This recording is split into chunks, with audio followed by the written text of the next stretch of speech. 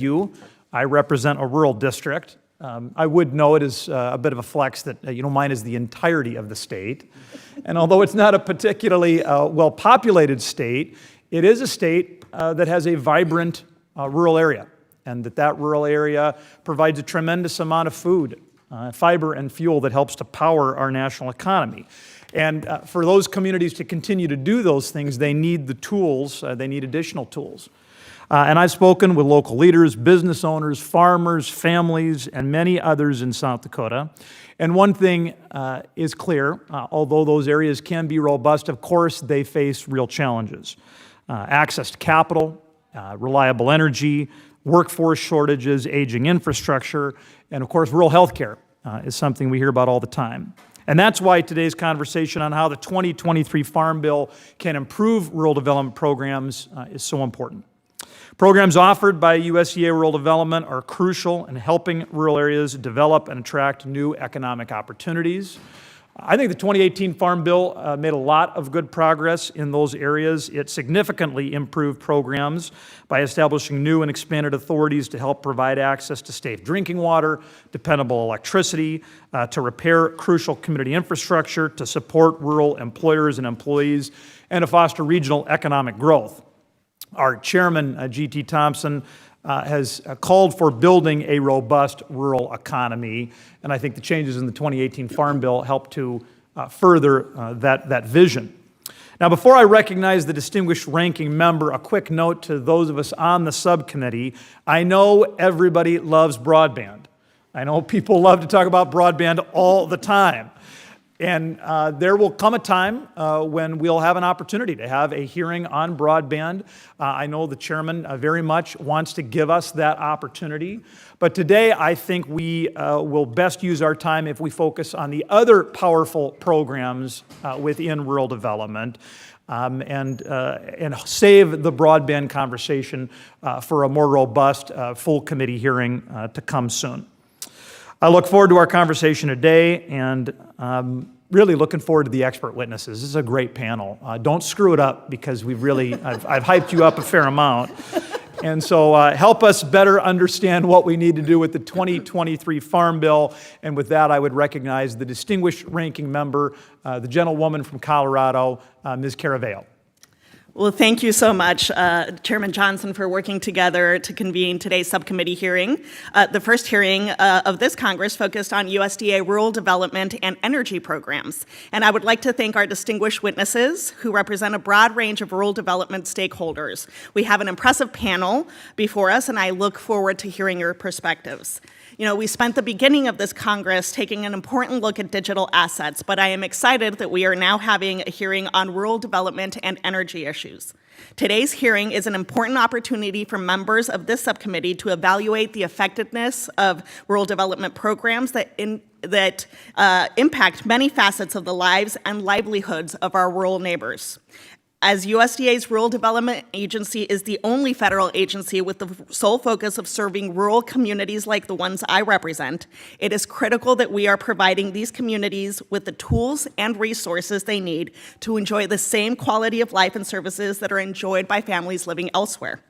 The Farm Bill is an opportunity to address these issues that rural communities face every day and help ensure our rural neighbors have access to affordable, high-quality health care, particularly important to me as a pediatrician, economic development opportunities, and solid infrastructure that delivers clean drinking water. As a pediatrician, I've seen firsthand how families struggle when they don't have access to resources and supports that they need.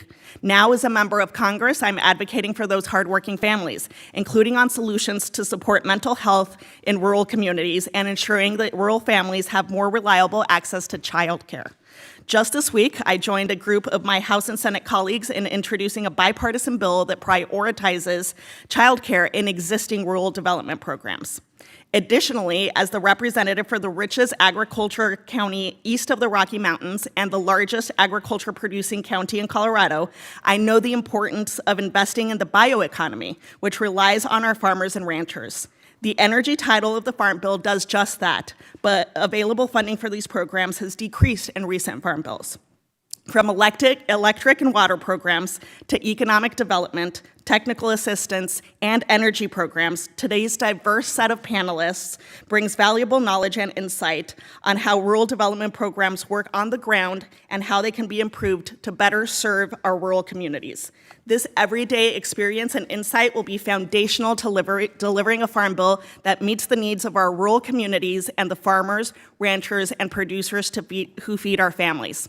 Again, to our panelists, thank you for accepting our invitation to speak before us today. I look forward to hearing your testimony and having the benefit of your insights to better the important programs that many of our communities rely on. Thank you, Mr. Chair. I would now ask the subcommittee to lend their attention to the legend of Howard, Pennsylvania, the chairman of the full committee, Mr. Thompson. Well, Chairman, thank you. It's good to be a standout among 600 people. Most of them my relatives, so they would probably debate the standout part. So thank you, Mr. Chairman. Thank you, Ranking Member, for this incredibly important subcommittee hearing, rural development. And good morning, everybody, and thank you again to our witnesses for sharing your time and your expertise with us today. Since the early 1930s, the federal government has provided much-needed technical and financial support to rural families and farm households. According to the 2020 U.S. Census, the rural population, unfortunately, has declined between 2010 and 2020, which marked the first decade-long rural population loss in history. Using science, technology, and innovation as guiding points, the House Agriculture Committee has a great opportunity to build upon the previous efforts and authorizations to posture a robust rural economy through the 2023 Farm Bill. To best equip rural America for success, it is critical we have thoughtful and well-developed rural development and energy titles. These programs are well positioned to make a difference for the citizens each of us represents, whether it be providing reliable, affordable, and accessible baseload power, supporting economic development through loans and grants, or assisting ag producers with their own operations. As I often say, rural America is essential America. And without our rural producers, America would wake up in the cold, dark, and hungry. Now, I appreciate the panelists joining us today, and I look forward to today's conversation. Thank you, Mr. Chairman, and I yield back. Very good. Thank you, sir. The chair would request that other members submit their opening statements to the record so the witnesses may begin their testimony and that we have a time for questions. So, to introduce our first witness today, I am pleased, and actually a couple of witnesses, I believe, I'm pleased to yield to the gentleman from North Carolina, Mr. Rouser. Well, thank you, Mr. Chairman, and I'm not worried about them getting it right. I'm worried about us getting it right. Yeah, so, but I had the great privilege to introduce a couple of members of our distinguished panel this afternoon. First, I'm going to introduce Ms. Deborah Nesbitt to the committee, who is chair of the National Rural Lenders Association and vice president for energy and infrastructure at Live Oak Bank, which is in Wilmington, North Carolina, a little place I happen to know something about. Ms. Nesbitt has over 30 years of experience in rural economic development, and through her work with Live Oak Bank, has been providing capital to small businesses and farm families across rural America as part of one of the country's largest USDA program lenders and the largest lender for SBA loans in the nation as well. Currently, in North Carolina's 7th Congressional District, Live Oak Bank is financing the Brunswick Battery Portfolio Project, utilizing the USDA Rural Energy for America program, or REAP as we know it. And this project comprises 12 solar sites in Columbus, Brunswick, Bladen counties, and doing a lot of other great work as well. The other gentleman I want to introduce today is Josh Winslow, who's the CEO and General Manager of Brunswick Electric Membership Corporation, a member-owned electric cooperative in Supply, North Carolina, serving Brunswick County, Bladen, Columbus, and Robson counties. Since joining the company in 2004, he's been involved in engineering, system planning, and operations management at Brunswick EMC. And I'll let him talk more about their work in his testimony, but great to have both of these stellar witnesses with us today. Thank you, Mr. Chairman. I yield back. Very good. Thank you, Mr. Rouser. Sitting between the North Carolinians and batting second in today's lineup, let's see, is Ms. Jessica Baumann, the Executive Director of the Plant-Based Products Council. Then in the fourth chair, we have Mr. Matthew Holmes, Chief Executive Officer of the National Rural Water Association. Our fifth witness is Ms. Olga Morales-Pate, who is the Chief Executive Officer of the Rural Community Assistance Partnership. And then sixth and final witness is Mr. Cornelius Blanding, who is a board member of the National Cooperative Business Association, or CLUSA International. Thank you to all of our impressive witnesses today. We're now going to proceed to your testimony. As you all know, you're going to get 5 minutes. The timer in front of you will count down to 0. When the red light comes on, you'll be hit with an electric shock as a reminder that we need to keep things rolling today. So, Ms. Nesbitt, you are first. Model good behavior. You are up with your 5 minutes. Thank you. Thank you, Chairman Thompson, Chairman Johnson, Ranking Member Carrervo, and members of the committee. I appreciate you allowing me to testify today. I am chair of the National Rural Lenders Association, and I grew up on a dairy farm outside of Asheville, North Carolina. I've worked with rural development programs in various capacities for over 30 years. Over the life of my career, I've seen firsthand the benefits of rural development's programs to rural communities across the country. The National Rural Lenders Association was established in 2014 and now has over 80 members who utilize the Community Facilities Program, the Biorefinery Assistance Program, the Rural Energy for America Program, the Water and Waste Disposal Program, and the Business and Industry Guaranteed Loan Program. All provide much-needed funds for rural businesses, infrastructure projects, essential community services, such as fire departments and medical facilities, and for renewable energy systems such as solar and anaerobic digesters.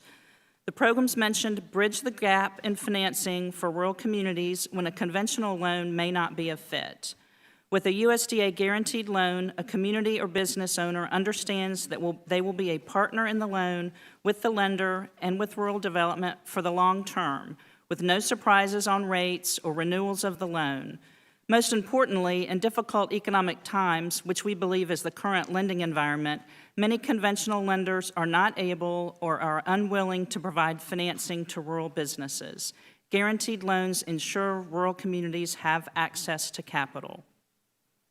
The USDA guaranteed lending programs directly result in job creation, business efficiencies, reduced energy consumption, clean energy creation, and investments contributing to the long-term capital and rural vitality. All of this is done with a small investment from the federal government. For example, in FY 2023, the Business and Industry Guaranteed Loan Program provides $47 in lending for every one federal appropriated dollar. Today, the $1.8 billion loan authority costs less than $39 million. For REAP and for community facilities and for the water and wastewater program, there is no cost to the federal government. There are many examples of projects that illustrate the effectiveness of guaranteed lending. In eastern North Carolina, in Congressman Rouser's district, Live Oak Bank made some of the first REAP solar and battery storage loans in the country to the local electric membership corporation. These projects provide low-cost solar energy to the co-op members and compound the value by delivering the energy exactly when it is needed. Another notable project is the acquisition of a community hospital in Maricopa, Arizona. U.S. Eagle Credit Union and Madison One provided 2 BNI loans totaling $13 million. This provided a new micro-hospital with a 24-hour emergency department, a digital imaging suite, and inpatient hospital beds. Shifting to the Farm Bill, NRLA has several priorities to improve the guaranteed loan programs and increase benefits to rural communities. Guaranteed loan lender fees should be capped at 3%. NRLA believes that fees over 3% adversely impact program utilization and that higher fees are too expensive for quality borrowers. Under REAP, we support increasing the loan size limit from $25 million to $50 million to support newer technologies such as farm-derived renewable natural gas, geothermal, standalone battery storage, renewable hydrogen, and refurbished hydroelectric dams. We also support a 90% guarantee for REAP loans under $1 million. Separately, financing for standalone battery storage is only eligible when it's paired with a renewable energy system, and we believe this is a technical oversight and request a correction or enhancement be made to allow financing of standalone battery storage in REAP. We also recommend that the small business size standard for guaranteed loans be limited to the entity filing the application and that business be limited to 1,000 employees.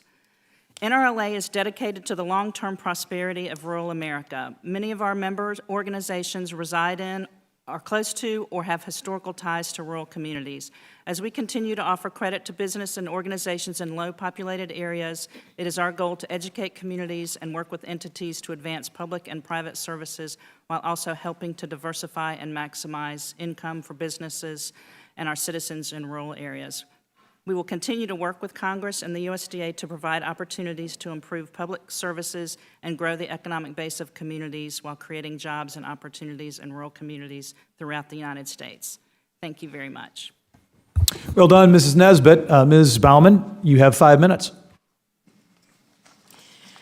Thank you. Good morning, Chairman Johnson, Ranking Member Caraveo, members of the subcommittee, and Chairman Thompson. Thank you for the opportunity to share the Plant-Based Products Council's perspective on USDA's rural development programs. PBPC's members use agricultural feedstocks like corn, soy, and hemp to make many of the products that we use every day, from plastics to personal care products to building materials. Bio-based products bring at least $470 billion in value to the U.S. economy and support 4.6 million American jobs that range from manufacturing to STEM. But the overall U.S. bioeconomy accounts for less than 2.5% of American economic activity, and we're falling behind other global markets.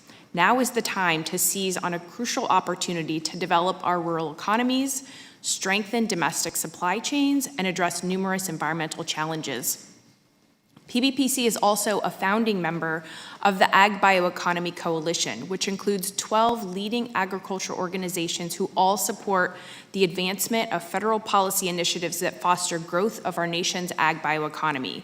Paramount to these priorities is the modernization of the Farm Bill's energy title and recommended improvements to key USDA rural development programs, including BioPreferred and the Biorefinery Assistance Program.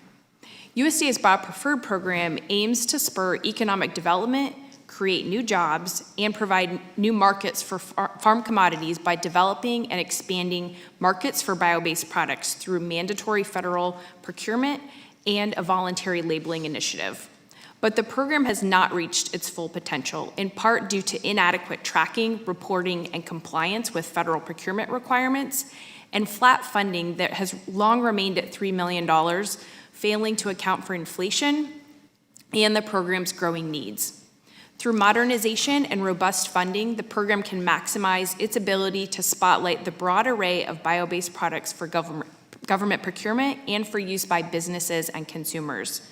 So some recommended improvements include establishing minimum requirements for bio-based only procurement contracts, improving compliance, reporting, and data collection across the federal government, regular updates to product categories and bio-based content requirements, and updating funding levels to help ensure that the U.S. will remain competitive globally.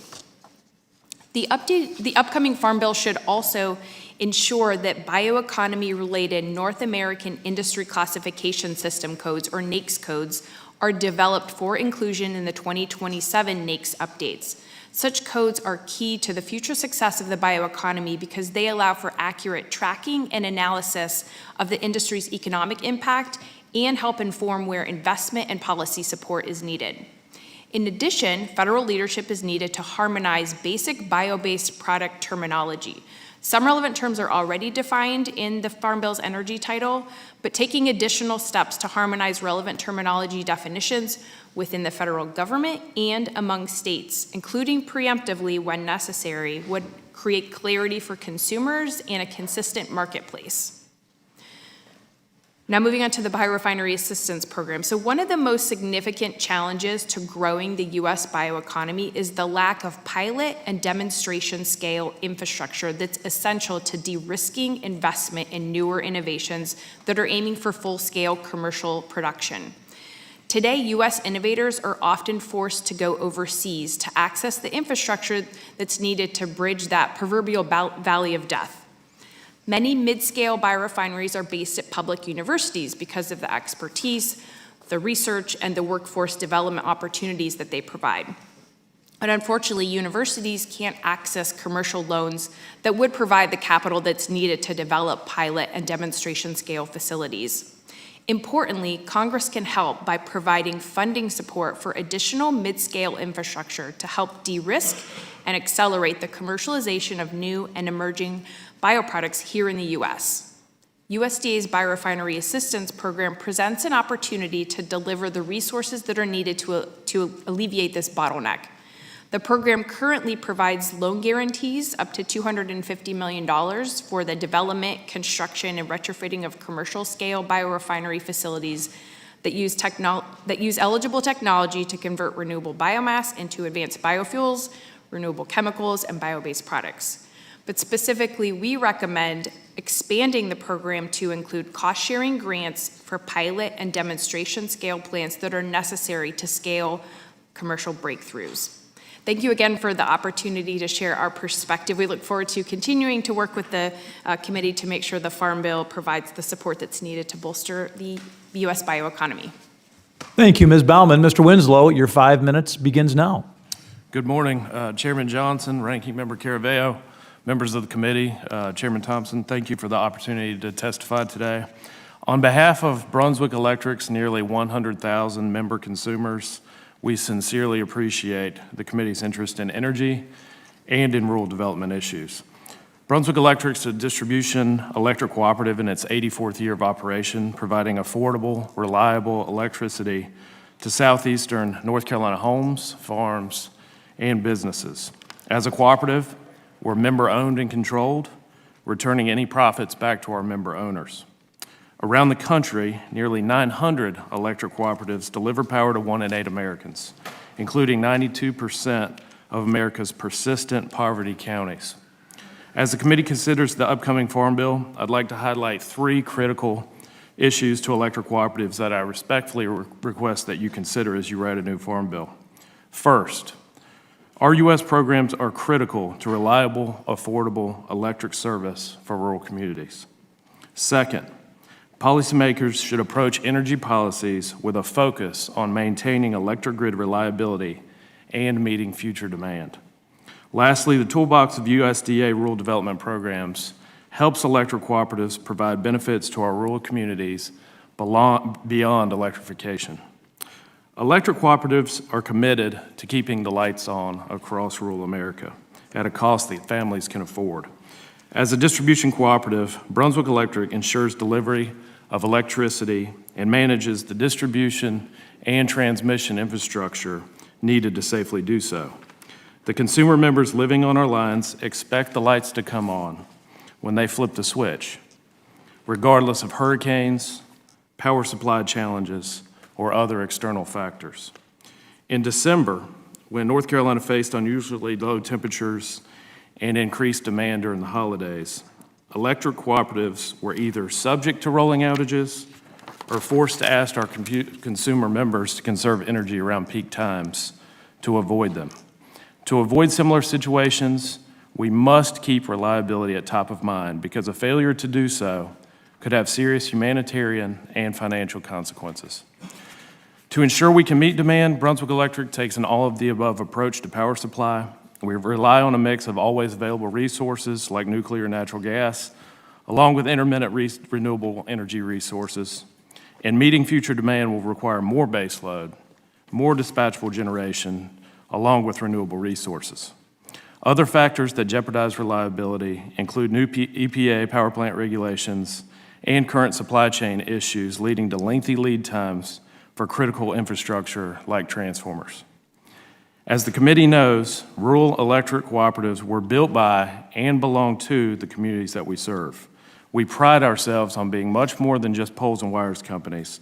We have a long history of partnering with the USDA to improve the quality of life for rural communities. Through the Rural Economic Development Loan and Grant Program, or Red Leg as we refer to it, Brunswick Electric has identified needs in the community, and we work with USDA to help address them. This includes securing loans for weatherization projects, local emergency vehicles, and more. At Brunswick Electric, we continuously look for and implement ways to leverage new technologies for member benefit. As an example, We offer our members the option to participate in a smart thermostat program to decrease energy use during peak times when electricity is the most expensive. To be eligible, members must have broadband. Expansion of broadband to rural areas is imperative for rural Americans to benefit from new technology and innovative energy programs. In closing, Brunswick Electric is dedicated to delivering affordable, reliable electric service to the households, businesses, farms, and communities in North Carolina. Nearly 900 electric cooperatives across the country have similar community-focused missions for the areas that they serve. As the committee works on the next Farm Bill, we look forward to continuing to work with you on our shared goal of improving life in rural America. Thank you. Thank you, Mr. Winslow. Mr. Holmes, you're now recognized for 5 minutes. Good morning, Chairman Johnson, Ranking Member Caravejo, and members of this committee. Mr. Chairman, it's an honor to testify before you today on rural development's water and wastewater programs. NRWA has grown from the grassroots to become a federation of 50 state associations with over 31,000 members. NRWA was established in 1976 by rural Americans in rural Oklahoma to address 2 critical needs: to get away from unsafe water sources by building new water systems with funding from the Farmers Home Administration, and to help rural communities comply with the then brand new Safe Drinking Water Act. Since inception, we have been trusted by rural communities. NRWA and our state associations are governed by volunteers that manage and operate rural systems. Our field staff works with operators and system managers, solves real problems, and does not leave until the job is done. This pool of expertise provides access to resources that would otherwise be unaffordable for small communities. Through billions of dollars of financial assistance from rural development over 80 years, the standard of living in rural America has improved greatly. Unfortunately, these advancements are often taken for granted.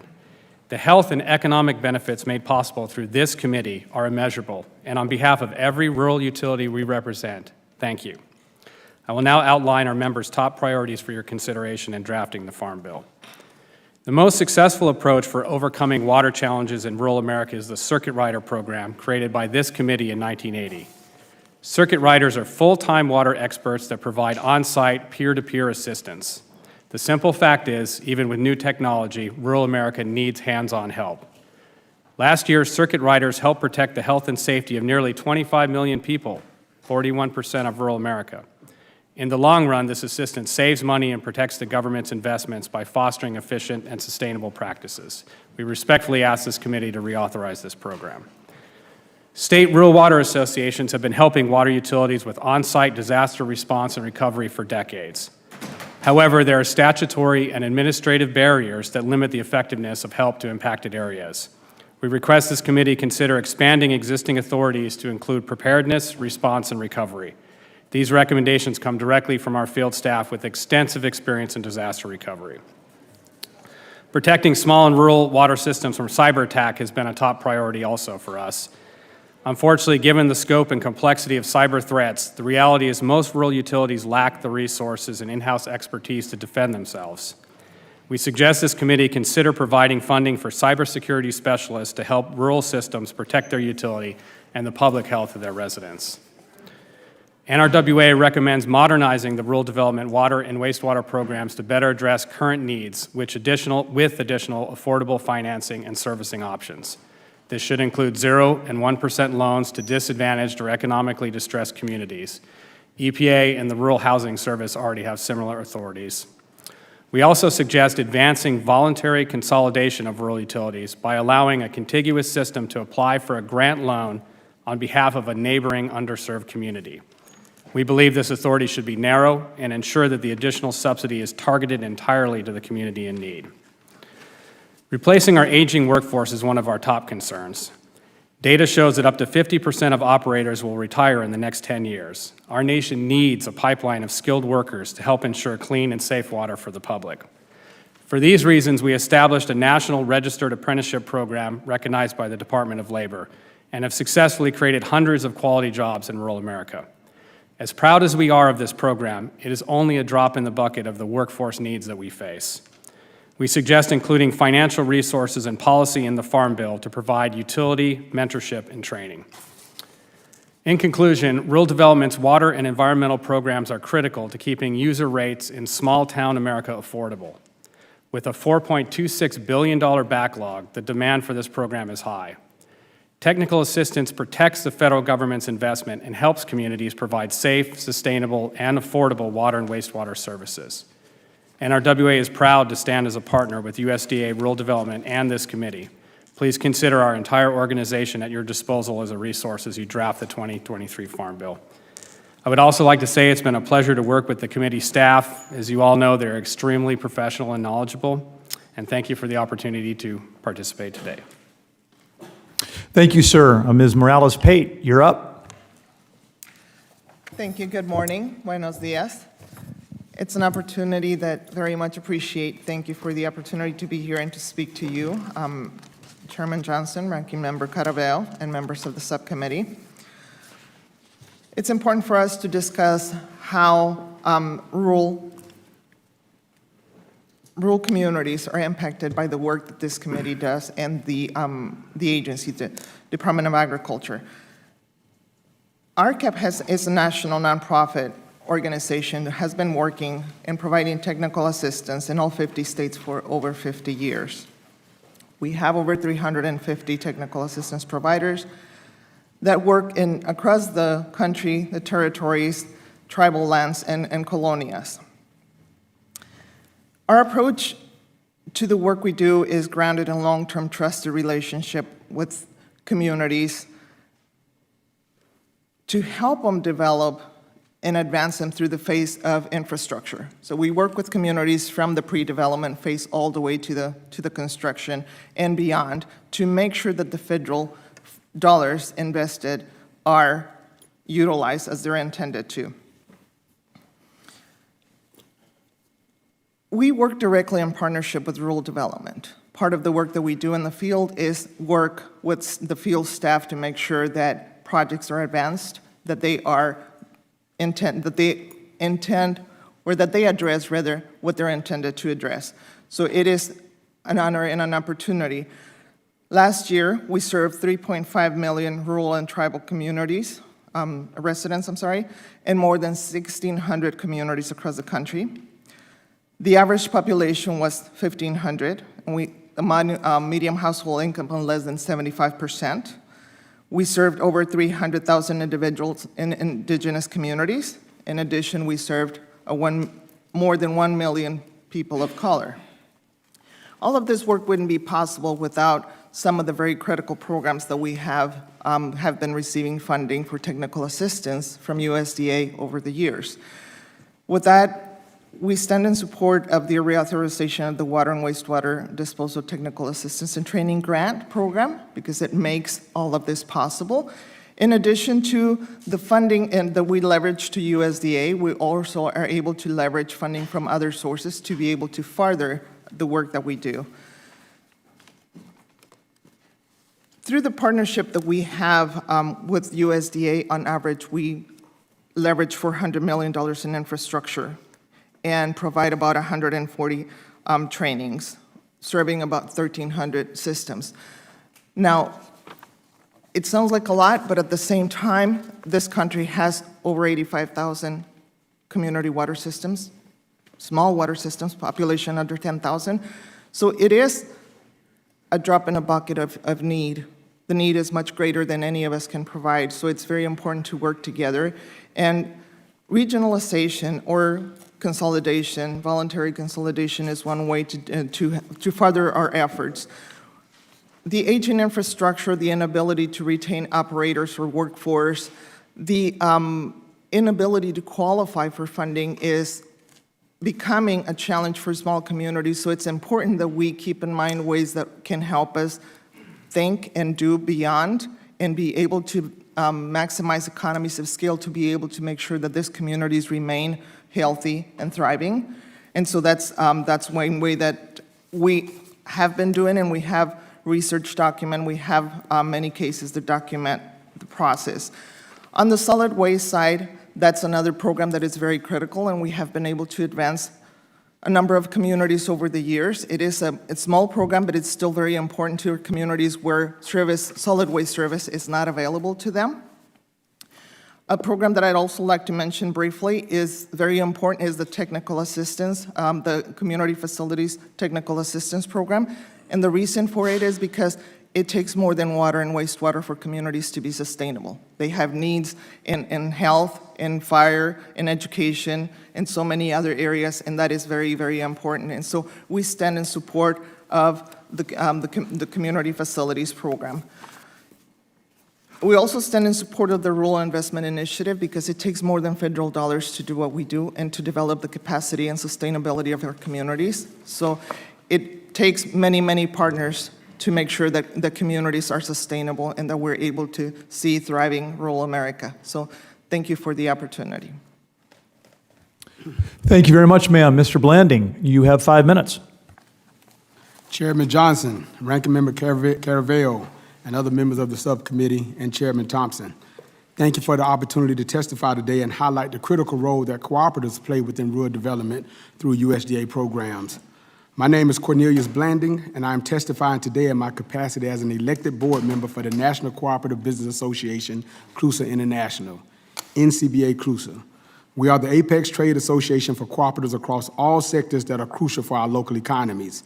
In my day-to-day, I serve as executive director for the Federation of Southern Cooperatives. Since 1916, NCBA CLUSA has served as the primary voice for cooperatives across all sectors. Our members include not only individual businesses, but also the larger sectoral associations like NRECA and the Federation of Southern Cooperatives, which is the largest black farmer-owned and serving institution in the country. 1 in 3 Americans are members of nearly 65,000 cooperative establishments. With over 130 million members, co-ops and credit unions are found in every corner of our nation.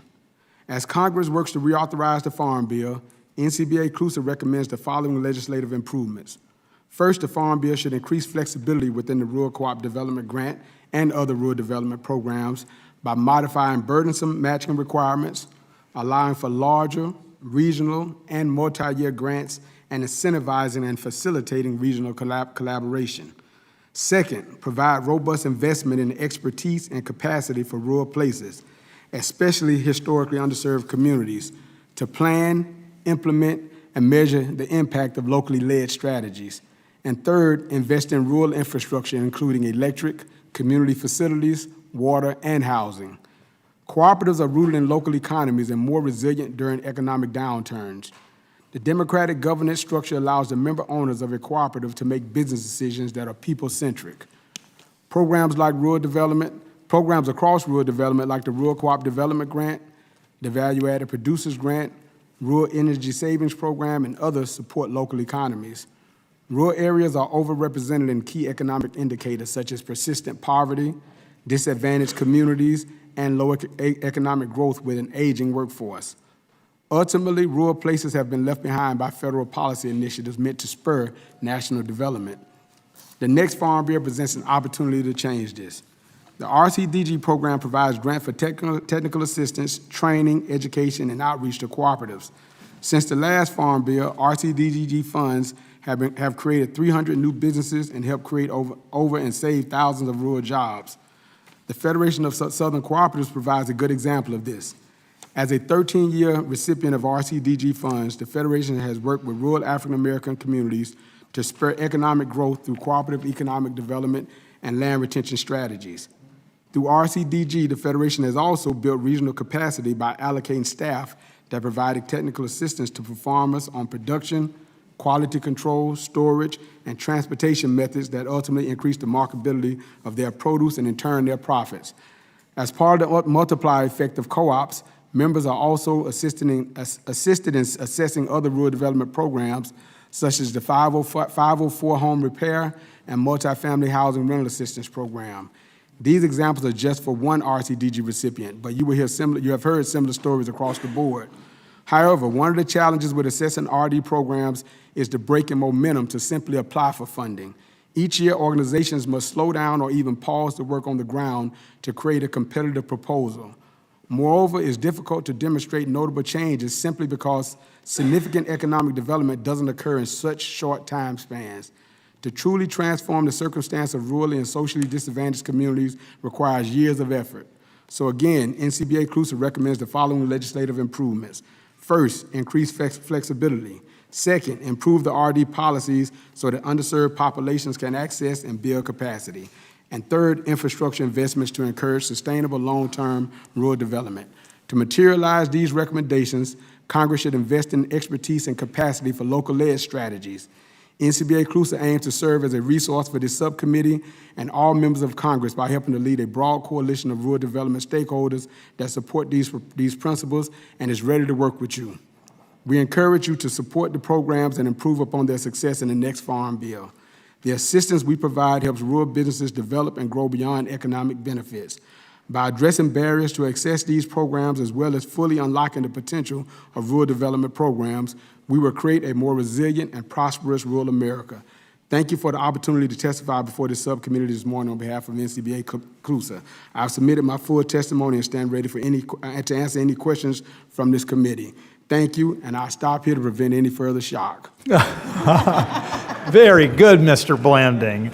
Okay, everybody understands the drill. From here on out, members will be recognized for 5 minutes in order of seniority, alternating between the majority and the minority, and then in the order of their arrival if they came after the gavel. So we will start with the committee, with the chairman of the full committee, Mr. Thompson. Well, Chairman, thank you. Thanks to all of our witnesses for great testimony on a critically important title of the Farm Bill. Mr. Blanding, we continue to see a decrease in the availability of good, high-paying jobs in rural communities as businesses close due to the lack of available personnel. Can you talk about how NCBA CLUSA helps expand workforce opportunities in the communities you serve? Yes, sir. Thank you for the question, Chairman Thompson. So NCBA, the primary role of NCBA CLUSA is cooperative economic development, and so is many of the members of NCBA. And so developing cooperatives where communities can own and control their futures and infrastructure. But we think it's important for the committee, for Congress, to actually invest in infrastructure in these rural communities, infrastructures that can be controlled and owned by the people themselves in their communities, and investing in local-led strategies. What initiatives should we consider for the 2023 Farm Bill to bring high-quality, in-demand jobs to rural America? Chairman, I think there's a lot of things already underway. Congress, USDA has been talking about infrastructure like beef processing facilities and others. So we think it's important to look at the anchor in rural communities, which is always based around agriculture. And in that, you're talking about many small farmers who don't have the capacity or the size to go at it alone. And so really putting those kind of buildings and infrastructure in those communities, but again, more importantly, making sure that there's ability for people to organize cooperatives and control that infrastructure and work cooperatively together. Well, thank you. Mr. Holmes, as you know, more than 90% of the United States water systems service communities with fewer than 10,000 persons. How do the USDA RD water environmental programs provide communities in rural America access to safe, affordable, and financially sustainable water and wastewater services? Thank you for the question, Mr. Chairman. As you know, Rural Development WEP program is 100% dedicated to communities under 10,000. That's the purpose of the program. They understand rural America, and they're trusted by rural America. Many changes have impacted our sector recently: supply chain, emerging contaminants like PFAS, regulatory burdens like the lead and copper rule. So this agency is critical to act as a partner so rural communities can address these challenges. The EPA is also making a historic amount of funding available through the SRFs, but as you likely know, most of that funding goes to large metropolitan systems. So that makes the WEP program essential for rural America to level the playing field and keep them a competitive lender. Would the gentleman yield? Sure. You asked a very good question. For the small communities that aren't incorporated, that have these water issues, they don't have the resources to, I mean, we have the new $55 billion for clean drinking water, but how can these communities of 1,000, 2,000 people finance the infrastructure? I mean, this is the part that I don't understand. Good question, Congressman. Thank you, the gentleman, for yielding. Mr. Chairman, The technical assistance is essential to that, as well as consultants and engineers that put these projects together. Again, this is why rural development, an agency that understands these communities and has a field staff, that's why the field staff and the core programs are so essential, because they can reach out and work in these communities and help them put these applications together. That's what's really going to move the needle to make all these investments that you all have made available work for rural America. Yeah, maybe wrong, but that Circuit Rider program has been instrumental in bringing the pieces together for the rural communities. And why do you believe, or what ideas do you have to modernize these programs? So the WEP program is a lifeline program for these communities, as I mentioned. However, with these changes that people moving in and out of rural America, unprecedented population growth changes, industries moving in and out, that program needs to stay competitive. SRFs have put a historic amount of money available, and consultants are going after that money, right? They see opportunities, and I don't blame them. I would do the same thing. I would go after that. But that does not leave a large pool of engineers and project development resources for rural America. I believe the department needs maximum flexibility in making the tools available in order to make these programs work financially, frankly, for the consultants. Very good. Thank you very much. Thank you, Mr. Chairman. The ranking member is recognized for 5 minutes. Thank you, Mr. Chair. Mr. Blanding, in your testimony, you mentioned the care economy and how cooperatives played an essential role not only in providing critical services during the pandemic, but also strong workforce with less turnover and higher wages. Within my practice as a doctor, I've seen the importance of strengthening healthcare services. Rural areas have 20% fewer primary care providers than urban areas, and 65% of rural counties don't have a psychiatrist, which with our mental health crisis is a real problem. This is why a priority of mine will continue to be increasing access to health resources, including mental health, for our rural areas. Over the past 10 years, we've seen over 130 hospital closures across rural communities, and the pandemic further exposed and underscored the healthcare disparity as rural Americans faced a mortality rate roughly 37% higher than urban Americans over the last 3 years, and were more vulnerable to serious infection and death from COVID-19. So can you speak to how cooperatives are filling this health accessibility gap and what we should do in the 2023 Farm Bill to ensure rural Americans have sufficient access to healthcare services? Thank you for that question. So this is a real example. We work in rural communities, and I'll give one specific example in Alabama. Very, very rural population, where our organization, the Federation of Southern Cooperatives, is the largest employer with 10 employees. And so it talks about what that community looks like. There are no rural hospitals within a 50-mile radius, and everybody has to go to the next city, again, at least 50 miles to get health care. One of the solutions was to provide health services through a cooperative structure in something called the Gainesville Health and Wellness Center. So it gives the people the ability to aggregate, to organize, to own their own health, to get the infrastructure. So again, we're talking about infrastructure here. How do you provide infrastructure where communities can control that infrastructure and they can call in the people they need? So I think the chairman talked about broadband as an important issue in the beginning. And so there's telehealth. There's so many forms that we can connect broadband and the physical infrastructure to provide telehealth and provide access to doctors, to psychologists, to whatever a community needs. But that community should lead those strategies, give them the opportunity to have that infrastructure and to build that out where they can control and bring in the kind of health care that they need, regardless of what it looks like.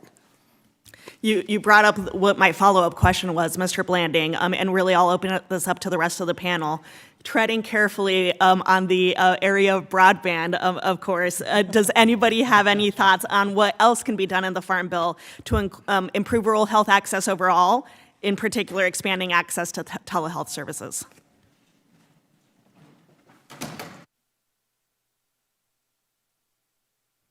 And if not, that's okay. Go ahead, Mr. Blanding. It looks like you have an answer. I'll gladly jump back in here then. So again, not only, I talked about the infrastructure, but again, there's so much critical infrastructure and resources. Flexibility in these programs is the key, I think. Flexibility and making multi-year programs available so that people can look at their challenges, and especially healthcare over the long term. How do you build that, and then how do you make sure that communities are able to collaborate with each other? There are a number of rural doctors out there who are willing to travel and move from community to community if they had support and if they know that there are programs that could support that kind of movement around. I think we just have to make sure that we give people the ability through that flexibility, through that increased funding, and through really being intentional about connecting communities, not just our broadband, but just, again, infrastructure and folks having the flexibility to build their own solutions. Thank you very much. Mr. Holmes, you made some really great points around technical assistance. Just wanted to open that up for the rest of the panel. If anybody has any additional ideas about how these rural communities can, how we can improve the process so that they can apply for programs, that's something that I have heard a lot from the people in my community. So just really quick with those last 45 seconds. Thank you for the opportunity. What I would like to add is, once again, emphasizing the flexibility. I think one of the things that I've been a technical assistance provider for many years. I was one of the people on the ground advancing these projects. And I will say that the shift in the last 10 years, a community that I could bring to USDA 10 years with under 1,000 population, I'd be able to qualify them. I cannot do the same thing for that community today. The challenges that we have, the limited debt capacity, all the requirements, is just a significant number of complexities that keep communities from accessing funding. Thank you. I yield back. Rather than recognize myself for 5 minutes, I'll just push myself a little further down the list. We've got Mr. Rouser and Mr. Davis have been here and attentive since the beginning of the hearing, as is Ms. Badinsky, so we'll work some of them in. Mr. Rouser, you are recognized for 5 minutes. Thank you, Mr. Chairman. And whenever I see panelists who are lined up to talk about rural development programs, my life kind of flashes before my eyes. Back in 2002, working on that farm bill, some of these programs we're talking about today are ones that I was heavily involved in crafting. And then later, a few years later, ended up managing some of them as Associate Administrator of the Rural Business Cooperative Service, and also served as Director of Legislative and Public Affairs at the time. Of course, they didn't pay me for both jobs. They only paid me for one. I don't know. Who's the idiot here, huh? So, question for you. I'm going to start with Mr. Winslow. Let's assume, hypothetical, this isn't going to happen, but just for a hypothetical, let's assume all the RUS programs are wiped out. What happens? How does that change your business model? Wow. Appreciate your appreciation for the RUS I like to program. get the extremes here Yeah. so we know where we need to land. So as you can imagine, electric cooperatives that serve 3 meters a mile, 5 meters a mile, 10 meters a mile, their low density as compared to some of the bigger IOUs in urban areas. The cost of capital is very important to keeping the cost of electric service low. So part of our responsibility for reliability is looking out into the future, making investments today for the demand that we're going to see in the future, and a stable financial outlook is important to not pass costs along to our member owners. So the RUS program provides that stability. It's been in place for a long time. We feel it'll be in place for a long time in the future. And it kind of takes the complexity of looking at competing in the financial markets with other borrowers out of the equation. Ms. Nesbitt, I'm going to move to you. You had specific recommendations, excuse me, pardon me, in your testimony. Can you kind of give the reasoning for those recommendations? And are there things that need to be harmonized between our programs at rural development? Thank you. Yes, regarding the REAP size standards, we think that a lot more renewable energy projects would be able to be financed if that affiliate rule was dropped. USDA uses the small business size standards as a default. It wasn't specified in the Farm Bill. So some projects have affiliate companies, and that kicks them over the threshold of the number of employees. So we think a lot more renewable energy projects could be funded if that threshold was changed to 1,000 employees and the affiliates were not considered. Also, talking about NEPA, we recommend that, as was enacted in the recent debt ceiling legislation, that NEPA, guaranteed loans are not federal actions. So we believe that NEPA does not have to be complied with for guaranteed loans. Banks, lenders are responsible for the environment. We follow state, federal, and local laws. We don't think this additional layer of environmental review is needed. We also, as far as our Farm Bill priorities, we support increasing the loan limits for REAP from 25 to 50 million. A lot of these projects are expensive now, these renewable energy projects, so allowing that larger loan limit would be helpful to do larger projects with the cost of materials and whatnot. We could do newer technologies that way. We also support standalone battery storage as eligible for REAP. There's battery storage and other types of energy storage are very important now, so we think REAP should be allowed to have those types of projects as eligible entities. Thank you, Mr. Holmes. I'm going to move to you real quick. Obviously, PFAS is a big issue in my neck of the woods and around the country. But a more fundamental question, what's the average age of water and sewer in these rural areas? Good question, Congressman Rouser. In our apprenticeship program, which is supposed to take young people and be a pipeline of workers into the industry, it's 47. I think if you look at the utilities themselves, you know, it's upper 50, mid-50s or upper 50s. We're training 90-year-old operators out there still. So obviously, a lot of upgrades need to be made. There's only so much money to go around. You know, real quickly, are there things that can be done in addition to dollars that would be helpful on that front? I think, yes, training into high schools, you know, getting and establishing that pipeline in high schools is critical to get young people involved and create a career path and make this a profession, an honorable profession that's recognized in America. My time's expired.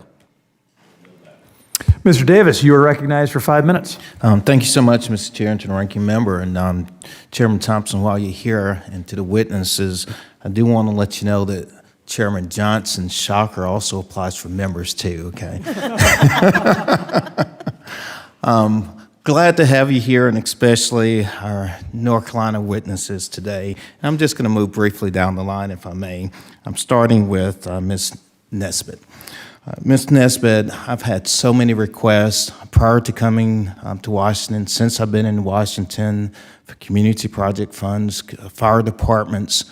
What would you say, especially these rural fire departments that are doing just amazing service in these communities, what's the greatest challenge you've seen to lending access to capital? Well, access to reasonable funding is definitely a challenge for rural fire communities. These programs are essential. The direct loan programs, as well as the guaranteed loan programs, provide that capital. USDA is a partner with lenders and with the communities to provide long-term financing with fixed rates or adjustable rates, longer terms that they could get with conventional loans. It's very important to have these programs available. Thank you. Mr. Winslow, glad to see you here as well today. You mentioned earlier in your testimony about the rolling blackouts that we saw in North Carolina back in December. Based on your experiences, what would you say is the greatest takeaway? The greatest takeaway, Congressman, appreciate the question, is that we had an unanticipated failure of our power system in North Carolina. And we haven't seen anything like that in a very long time. So I would say that we do need to focus on reliability and capacity for the future. It needs to be a top priority. Thank you so much. I want to shift gears. Mr. Holmes, so recently we've done some work around the Cybersecurity for Rural Water Systems Act of 2023. And I just would love to hear from you How would this bill help rural communities and water systems, in your opinion? Thank you, Congressman, for your leadership in this area. It's critically important. Our systems are just not prepared for cyber attacks. Small rural, and I would argue many sectors are not, but small rural systems have so much on their plate. There are volunteer boards of directors. Sometimes there's one operator or two staff people. They don't have that expertise to prepare against cyber attack. So your bill, what that will do is expand the circuit rider program to create a cadre of experienced cybersecurity specialists that can go on site and help these systems assess the threat and provide a plan to fix it. Thank you so much. And then my last question I would like to direct is to Mr. Blanding. Mr. Blanding, you've mentioned quite a bit about technical assistance. Based on your experience, I'm just curious, what would you say if you could group or categorize the type of technical assistance that's most needed based on your experiences to help those in particular in disadvantaged communities? Thank you for the question, Congressman Davis. So again, for me, this work is much bigger. Your job as Congress is to protect our air, our water, and our soil in this country. And we all citizens have to work together to do that. But so many times, people in rural communities don't have that training, that capacity, those resources to build the expertise to do them things for themselves. This problem won't be solved by anybody swooping in doing anything. It'll be about people in communities left with the ability, with the expertise to do things for themselves. So it's about capacity building around training the trainers, making sure that a community can identify the things that they need and then get the training to do the things that they need. So capacity building, it ranges, that technical assistance ranges, but it centers around capacity building so the expertise needed in every community is left in that community. Okay. Thank you so much to all the witnesses for your answers today. We moved along, and Mr. Chair, I yield back to avoid the shock. The chair will be recognized for 5 minutes. Thereafter, Ms. Budzinski will have 5 minutes, and then she'll be followed by a gentleman who looks as striking and gallant as his portrait on the wall, Mr. Lucas. So I'll start with Mr. Winslow. I observe, sir, that D.C. is a town that too often is excited about things that are sexy, even if they are not important. Reliability is decidedly something that is important, even if it is not sexy. And certainly as a former state utility regulator, I observed that people did not focus enough on reliability. You, in response to Mr. Davis's question, you noted how important it is, but I'd go just a little bit deeper. I mean, within the rural utility service, are we focusing enough, whether by culture or procedures or by rules, on making sure that dollars flow toward projects that do indeed improve the reliability of our grid? So I appreciate the question, Congressman. I'll say a short answer to the latter part, no, I don't think we're focused enough on reliability. And to the extent that an electric co-op is accountable to its members, so Brunswick Electric is accountable to our member owners for reliable service, there are threats to that. It's not, we're not able to just sit and silently observe the conversation on resource adequacy. We need to be part of it. And I think that's pretty acceptable to our country. Everyone can agree that reliability is important. So to that extent, the technologies of the future will not be the technologies of the past, but we're all on a path to keep reliability in this country. And I think that we should support those that are in the long game to provide that, including electric cooperatives, those that are tasked and accountable to the member owners to provide it.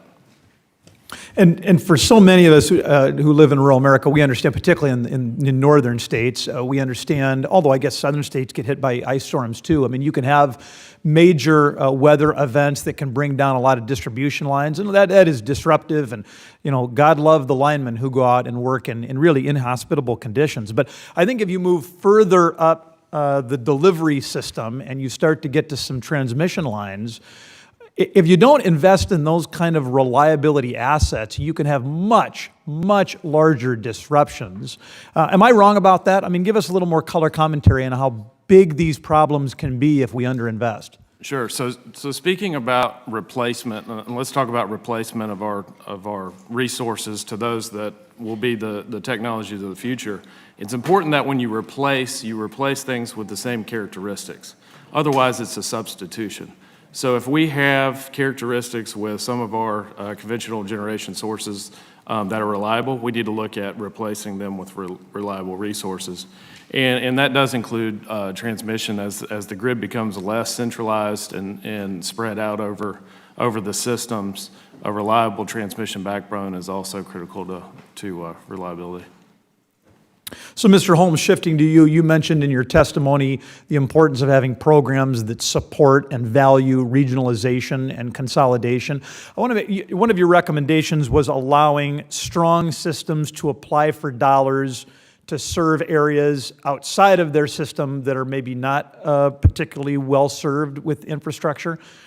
I want to make, how do we think that supports the idea of regionalization and consolidation? I'm concerned that if not deployed right, it could actually do the reverse, which is rather than have systems voluntarily come together, it would create tools that would stand in the way of that cooperation. Am I wrong? Thank you for the question, Mr. Chairman. And no, you're not wrong. I think the devil's in the details with this, which in the written testimony, we've laid out some of those. The keys to our recommendation, this is voluntary, on the behalf of the underserved community. Really, the problem that it's trying to address is a board of directors that's running a well-run utility and is looking to take on substandard infrastructure. That's sort of against their fiduciary responsibility. That's going to add a burden to their existing ratepayers. So our proposal is to provide a financial incentive for that better-run utility to essentially get a grant loan combination only to benefit the new customers that are being brought in. It's a financial incentive. I see. So this would be as part of a transition into a cooperation, consolidation, regionalization plan. That makes a ton more sense. Thank you very much. With that, I would yield back, and Ms. Budzinski, you are recognized. Thank you, Mr. Chairman, and thank you to the ranking member. And it's great to have all of you panelists with us here today. Since I joined Congress, I have really made rural development one of my top priorities. I know with a lot of my colleagues serving on this subcommittee. And I'm looking forward to exploring a range of topics with you today. First, I'd love to start with RESP. If I could direct this question to Mr. Winslow. The Rural Energy Savings Program, RESP, provides zero-interest loans for energy efficiency upgrades to rural houses. The benefits of this program are numerous, from providing welcome upgrades to our rural infrastructure, reducing energy usage, to lowering energy bills for our residents, which I know is a very important issue for the constituents I represent. Just last week, alongside Assistant Leader Clyburn and Senators Murkowski and Welch, we introduced the Rural Energy Savings Act, which would increase the grant components of this program and authorize RESP for the next Farm Bill. I speak with the Illinois co-ops in my state regularly about the importance of these additional resources for rural communities. And so, Mr. Winslow, can you briefly explain how funding is administered through this program and why a grant component may be necessary, a necessary addition, as this bill that was just introduced last week proposes? Sure. Thank you, Congresswoman. So co-op staffs across the country are fairly small, and there's really no economic return or incentive for cooperatives to take on some of these programs for the cooperative itself. We see the connections, we facilitate the connections, and then we see the benefit to the communities. Therefore, RESP, as well as any of the other programs, have an administrative burden. And a lot of times they're applications and reapplications, and it takes a lot of time. So I would say 100% support for a grant portion to help those administrative burdens and kind of offer some more resources to the co-op to get the funding. Okay, thank you. My next question is for Ms. Baumann. Turning now to the bioeconomy. My district produces the most amount of biofuels in the state of Illinois. In your view, what needs to be done to ensure rural communities benefit from the growth and investment in our domestic bioeconomy?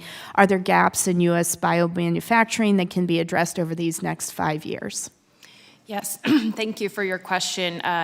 And there's a significant challenge that the bioeconomy is facing in the lack of pilot and demonstration scale facilities. There's an amazing pilot facility in your district at the University of Illinois, but their schedule is full, and there's increasing demand for that facility and other facilities like that, and it's just not available here in the U.S. And then the further challenge is once a startup has gone through the sort of pilot phase, they want to move up to the next scale of demonstration phase, and there's a real significant lack of that infrastructure, which is forcing companies to go to Europe or elsewhere where they've invested in their infrastructure, so those facilities are available. So we're now putting at risk that American innovation not coming back to the U.S. or that company not being able to sort of hang on to go to Europe, and that company doesn't go anywhere. So there's a real need for more facilities like IBRL and around the country, along with the next sort of phase up in demonstration scale. Thank you very much. And I have one additional question, and this last question is for Ms. Morales-Pate.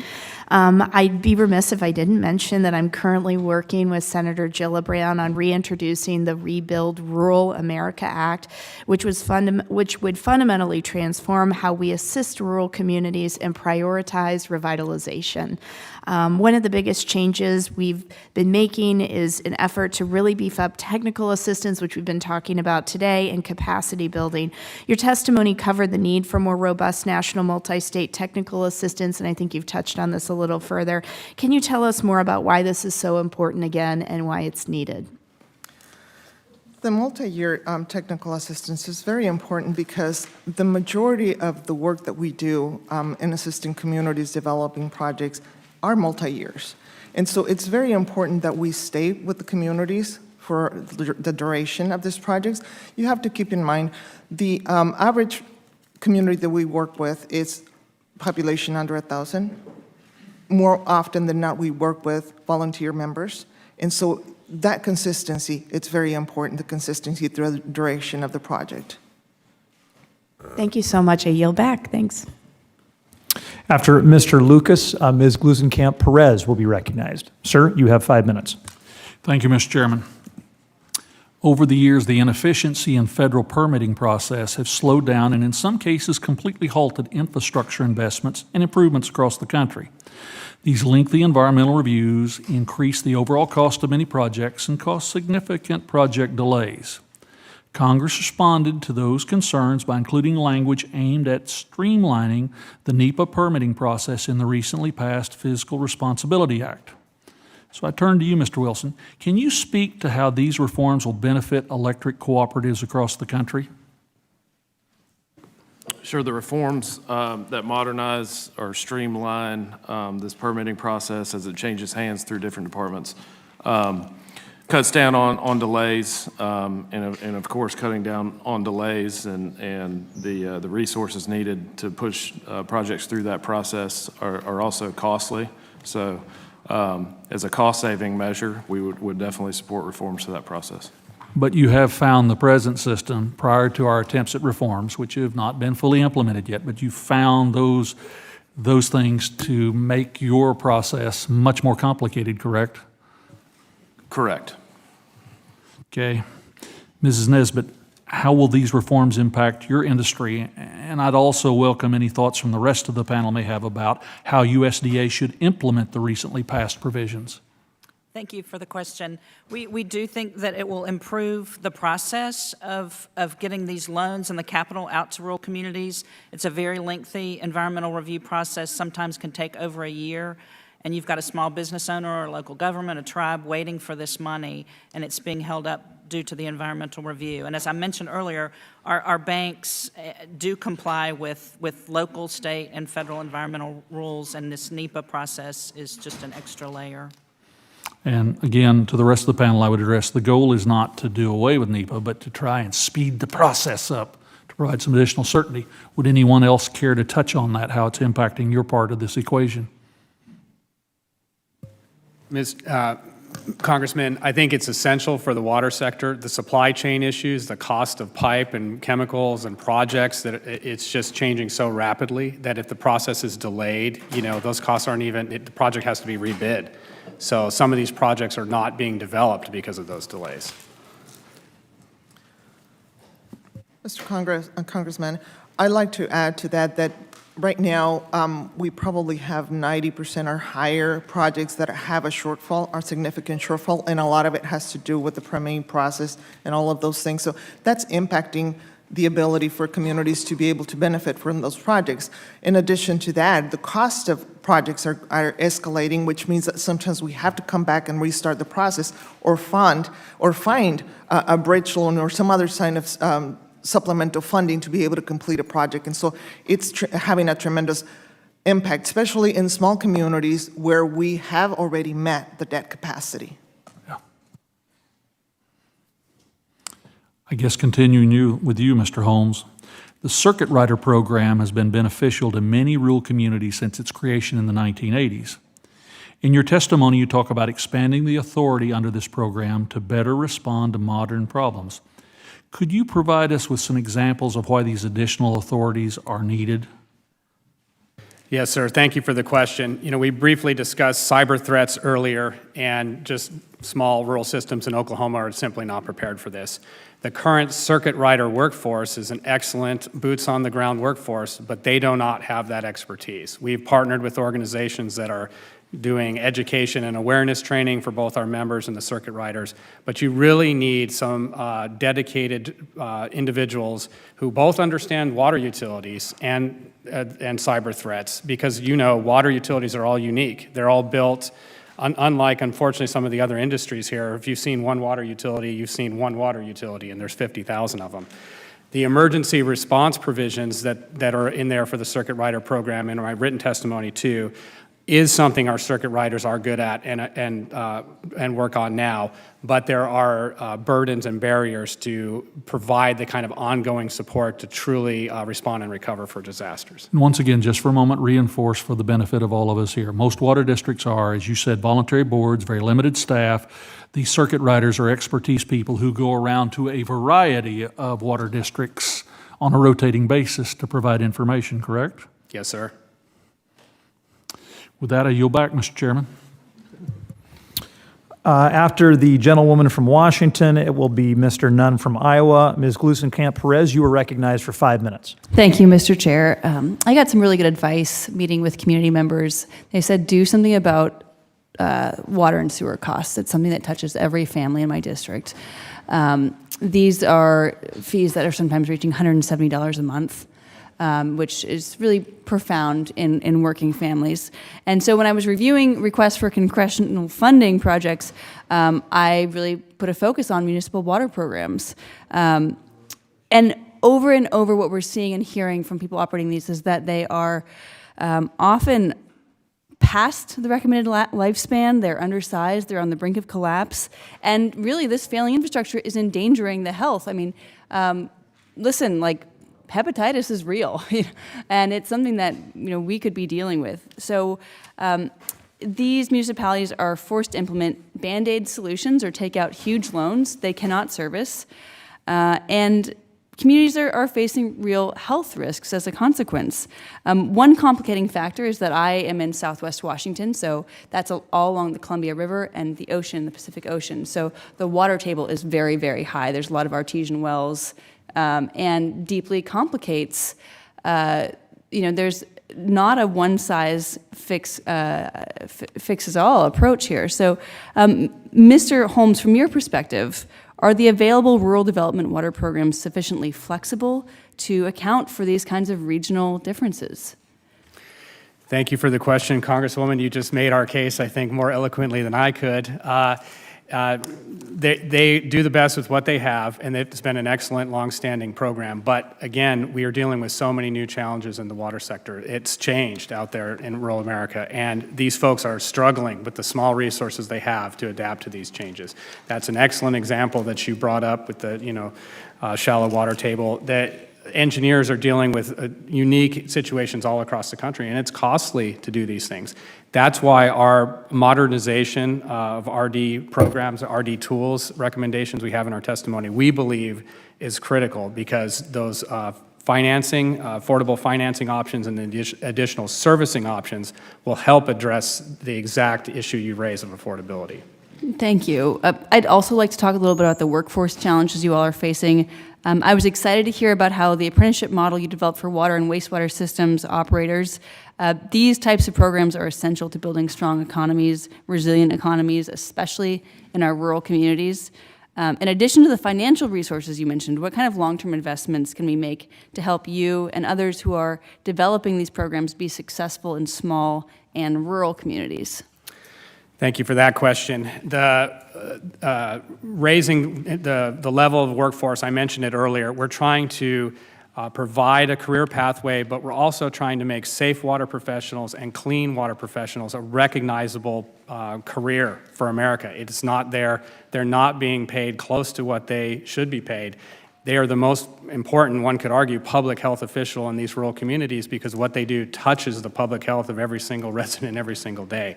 So I think even just raising that recognition and advancing that conversation is critical.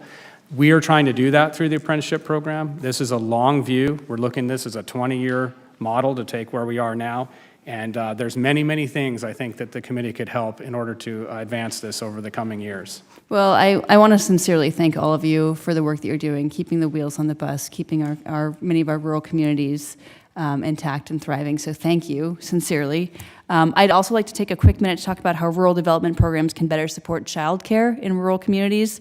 It is almost impossible in many rural communities. My husband and I drive almost 4 hours a day to get our child to daycare. And before coming to Congress, we actually brought our child to the auto shop with us, which is a whole nother can of worms. But I recently introduced a bill expanding childcare in rural America, which directs the USDA Rural Development to prioritize projects under 6 RD programs that address the availability, the quality, and the cost of childcare. So I would love to talk to any colleagues who might be interested in pursuing some of these solutions with me. Mr. Chair, I yield back. Thank you so much.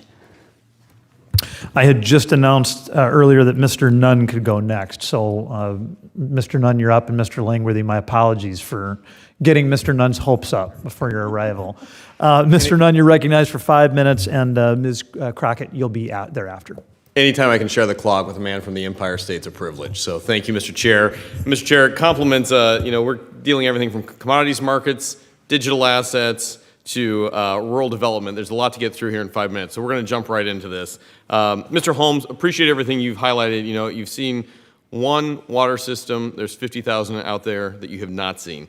Challenge that we have, with a background in cybersecurity, hackers accessed the California water treatment plant's computer system recently and deleted critical information. Just 1 week later, a second water treatment plant in Florida was hacked.